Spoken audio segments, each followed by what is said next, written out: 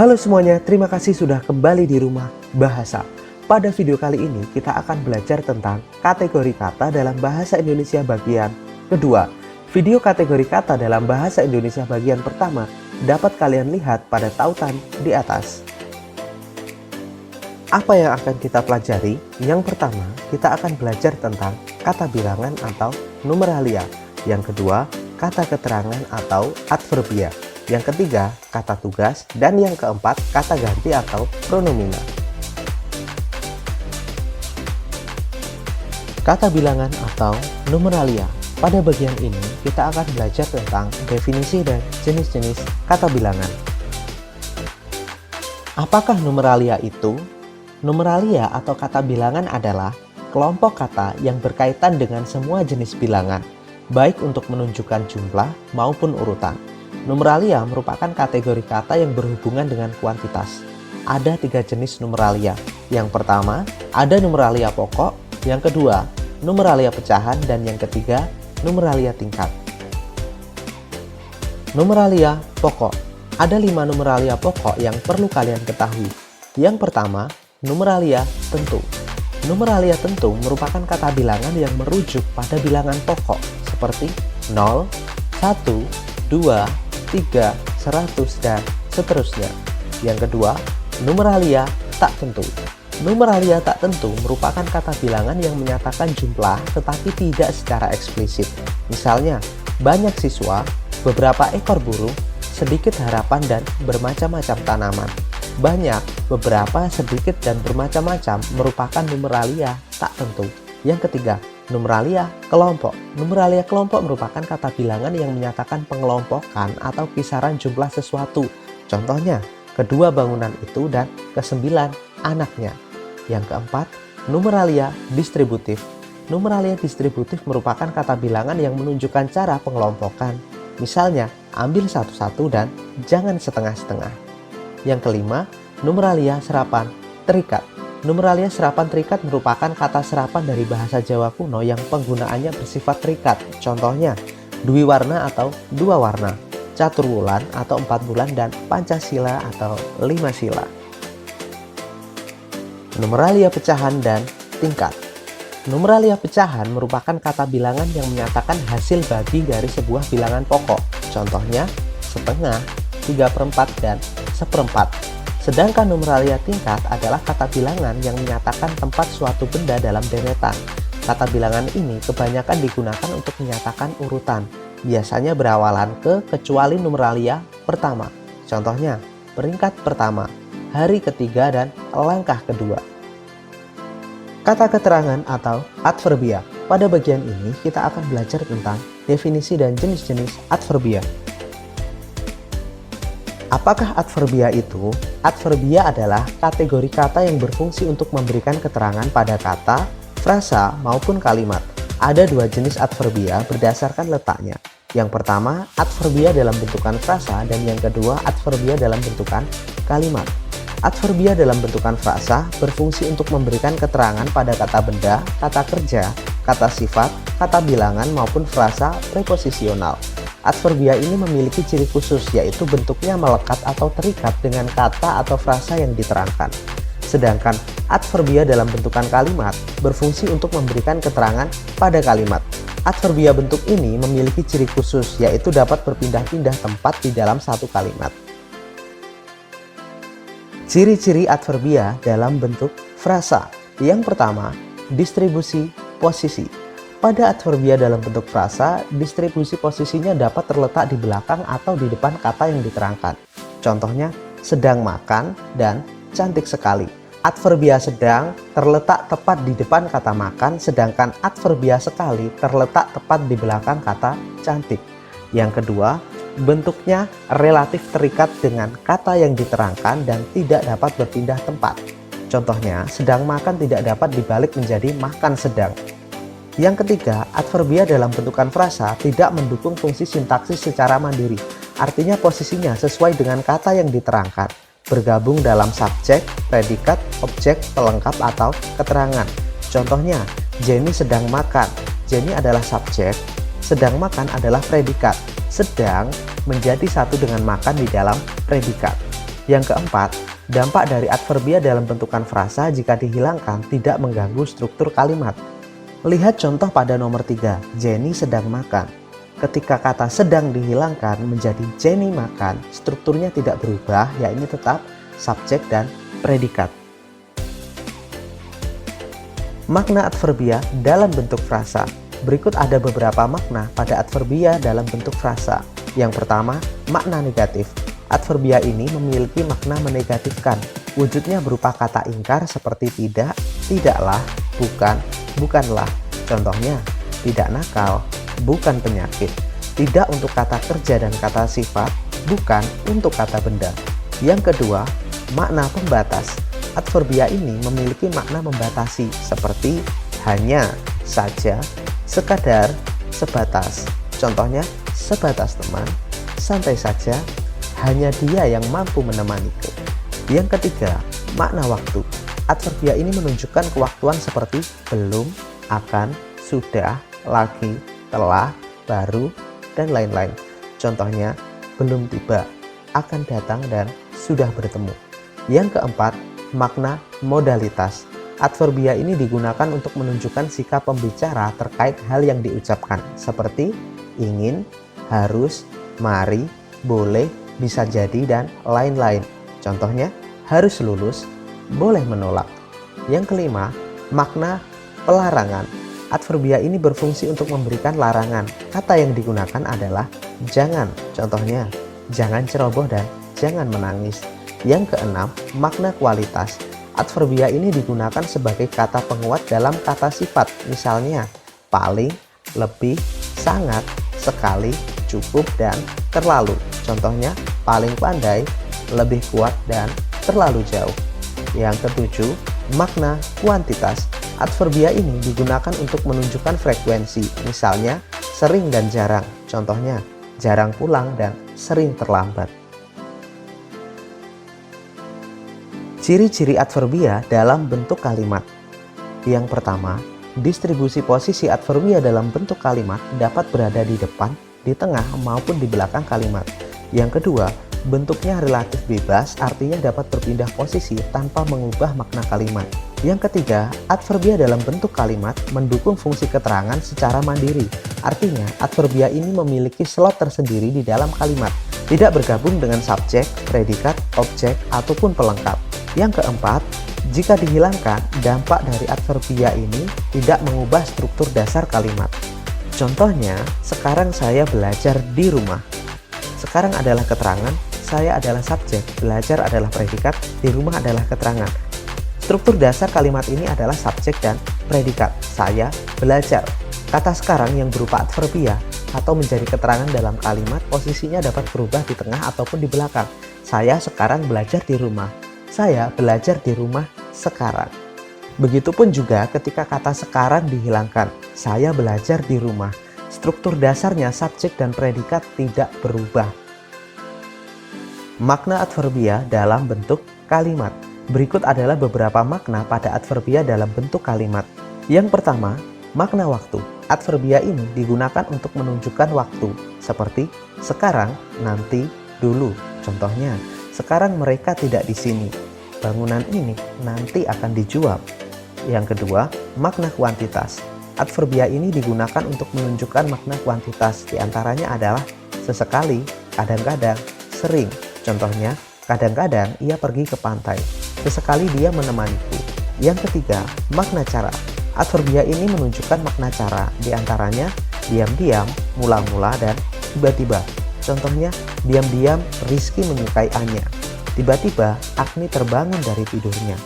Yang keempat, makna modalitas. Adverbia ini digunakan untuk menunjukkan sikap pembicara terkait hal yang diucapkan, seperti sebaiknya, selayaknya, mungkin, barangkali, seharusnya, pasti, menurut saya, sesungguhnya, sayang, dan lain-lain. Contohnya, menurut saya kita harus lebih banyak belajar. Sebaiknya obat itu perlu diuji klinis lebih lanjut. Yang kelima, makna harapan. Adverbia yang menunjukkan makna harapan diantaranya adalah semoga dan mudah-mudahan. Contohnya, semoga cepat sembuh dan mudah-mudahan semuanya lancar. Kata tugas. Pada bagian ini kita akan belajar tentang definisi dan jenis-jenis kata tugas. Apakah kata tugas itu? Kata tugas adalah kategori kata yang berfungsi untuk merangkaikan kata atau bagian-bagian dari kalimat. Kata tugas tidak memiliki makna leksikal atau makna kamus, tetapi memiliki makna gramatikal. Artinya, kata ini menjadi memiliki makna ketika sudah diletakkan di dalam kalimat.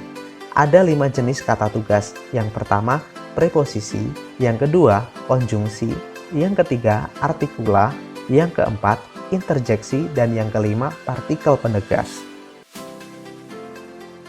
Kata tugas yang pertama adalah preposisi. Apakah preposisi itu? Preposisi dapat dimaknai sebagai kata depan. Ada beberapa jenis preposisi, di antaranya sebagai berikut. Yang pertama, preposisi untuk menandai tempat, seperti di, ke, dari, dan dalam. Yang kedua, preposisi untuk menandai waktu. Contohnya, pada, sampai, dan selama. Yang ketiga, preposisi untuk menandai tujuan. Contohnya, ke, kepada, dan terhadap. Yang keempat, preposisi untuk menandai pelaku. Contohnya, oleh. Yang kelima, preposisi untuk menandai cara atau alat. Contohnya, dengan, berkat, dan tanpa. Yang keenam, preposisi untuk menandai perbandingan. Contohnya, daripada. Yang ketujuh, preposisi untuk menandai tujuan. Contohnya, untuk, buat, dan guna. Yang kedelapan, preposisi untuk menandai hal. Contohnya, tentang dan mengenai. Yang kesembilan, preposisi untuk menandai pengecualian. Contohnya, kecuali. Yang kesepuluh, preposisi untuk menandai penyertaan. Contohnya, beserta dan dengan. Yang kesebelas, preposisi untuk menandai distributif. Contohnya, tiap-tiap, setiap, dan per. Kata tugas yang kedua adalah konjungsi. Apakah konjungsi itu? Konjungsi adalah kata hubung yang digunakan untuk menghubungkan antar klausa dalam satu kalimat ataupun untuk menghubungkan kalimat satu dengan kalimat yang lain. Konjungsi terbagi menjadi dua, yaitu konjungsi intrakalimat dan konjungsi antar kalimat. Konjungsi intrakalimat dibagi lagi menjadi dua, yaitu konjungsi koordinatif dan konjungsi subordinatif. Konjungsi intrakalimat. Konjungsi intrakalimat merupakan konjungsi yang digunakan untuk menghubungkan klausa-klausa di dalam satu kalimat. Konjungsi ini terbagi menjadi konjungsi koordinatif dan konjungsi subordinatif. Konjungsi koordinatif merupakan konjungsi yang digunakan untuk kalimat majemuk setara karena konjungsi ini digunakan untuk menghubungkan dua komponen yang sederajat atau setara. Contohnya, yang pertama, untuk penambahan, konjungsi yang digunakan adalah dan, serta, tidak hanya tetapi juga, dan bukan hanya melainkan juga. Yang kedua, konjungsi yang digunakan untuk pertentangan diantaranya adalah tapi, tetapi, namun, dan sedangkan.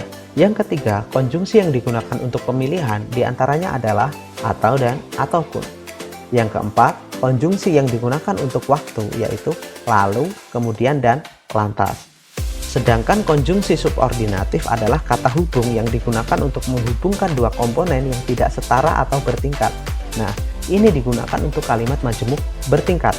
Untuk menyatakan sebab, konjungsi yang digunakan adalah karena. Untuk menyatakan akibat, konjungsi yang digunakan adalah sehingga. Untuk menyatakan tujuan, konjungsi yang digunakan adalah untuk, agar, supaya. Untuk menunjukkan cara atau alat, konjungsi yang digunakan adalah dengan. Untuk menunjukkan waktu, konjungsi yang digunakan adalah ketika, saat, sejak, sebelum, dan setelah. Untuk menyatakan syarat, konjungsi yang digunakan adalah seandainya, jika, apabila. Untuk menyatakan perbandingan, konjungsi yang digunakan adalah bagai dan seperti. Untuk menyatakan pertentangan, konjungsi yang digunakan adalah padahal. Untuk menyatakan penjelas, konjungsi yang digunakan adalah bahwa. Untuk menyatakan atributif, konjungsi yang digunakan adalah yang. Untuk menyatakan konsesif, konjungsi yang digunakan adalah meskipun, walaupun, biarpun, dan kendatipun.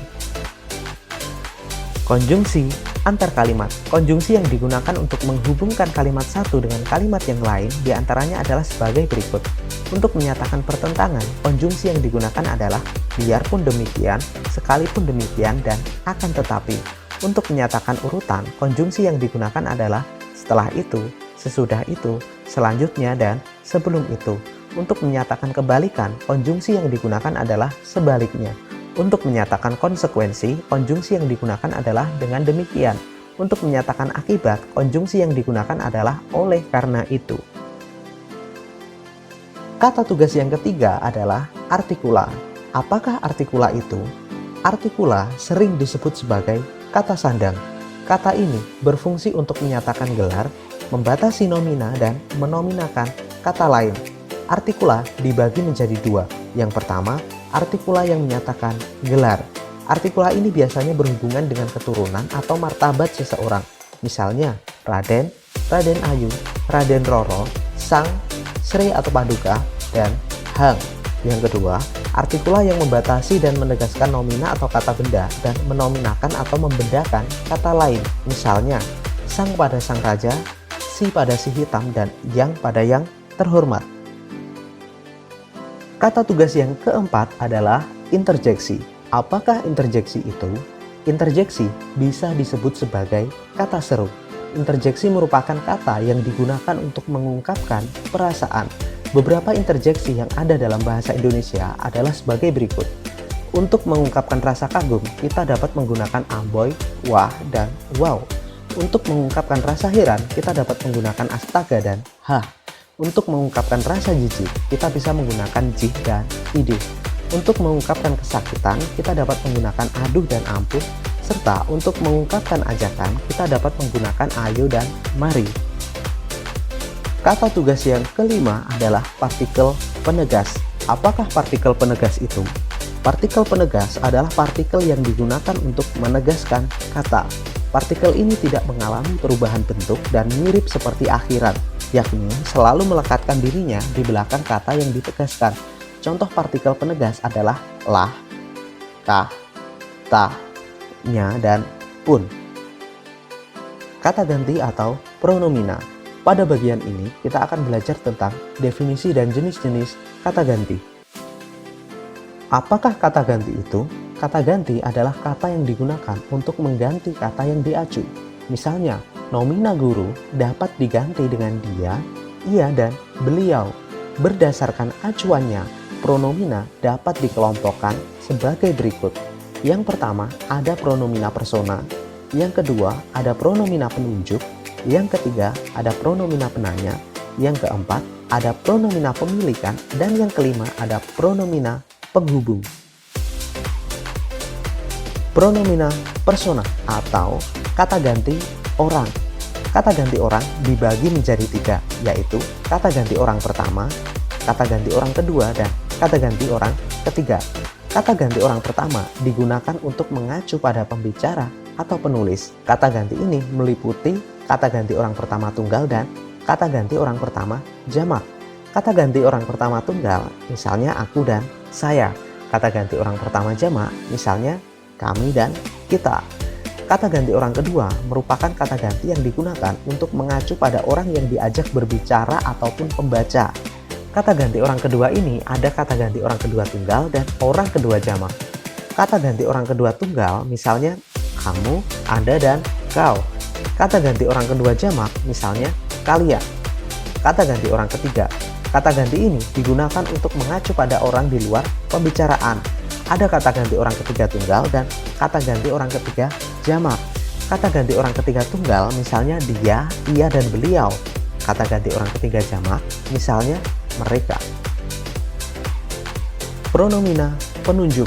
Pronomina penunjuk dibagi menjadi tiga. Yang pertama, pronomina penunjuk untuk membatasi dan menggantikan benda. Misalnya, ini, inilah, itu, dan itulah. Yang kedua, pronomina penunjuk untuk menggantikan tempat. Contohnya, di sini, di situ, dan di sana. Yang ketiga, pronomina penunjuk untuk mengacu pada cara. Contohnya, begini atau beginilah, begitu atau begitulah. Pronomina penanya. Pronomina penanya sama dengan kata tanya. Untuk menanyakan benda, kita dapat menggunakan apa. Untuk menanyakan orang, kita dapat menggunakan siapa. Untuk menanyakan tempat dan tujuan, kita dapat menggunakan di mana dan kemana. Untuk menanyakan alasan atau sebab, kita dapat menggunakan mengapa atau kenapa. Untuk menanyakan jumlah, kita dapat menggunakan berapa. Dan untuk menanyakan waktu, kita dapat menggunakan kapan. Pronomina pemilikan. Pronomina pemilikan digunakan untuk menunjukkan kepunyaan. Untuk menunjukkan kepunyaan orang pertama dapat menggunakan ku. Contohnya bukuku, pensilku, dan alisku. Untuk menunjukkan kepunyaan orang kedua, dapat menggunakan mu. Contohnya, bukumu, rambutmu, dan matamu. Untuk menunjukkan kepunyaan orang ketiga, dapat menggunakannya. Contohnya, kakinya, alisnya, dan senyumnya. Pronomina penghubung. Pronomina penghubung merupakan kata ganti yang berfungsi sebagai penghubung dan digunakan untuk menggantikan kata yang mendahuluinya. Kata ganti yang digunakan adalah yang dan tempat. Contoh, kebun cengkeh yang luas itu adalah miliknya. Kantor kami berhadapan dengan sebuah hotel yang pengunjungnya selalu ramai. Selekta, tempat kami pertama bertemu, berada di Kota Batu. Kampung 3D, tempat wisatawan di Kota Malang untuk melihat berbagai gambar 3 dimensi. Terima kasih sudah menyaksikan video ini. Sebelum kalian meninggalkan video ini, silahkan klik tombol subscribe. Jika kalian memiliki pertanyaan, silahkan tulis di kolom komentar. Like dan share jika menurut kalian video ini membantu dalam belajar. Salam literasi.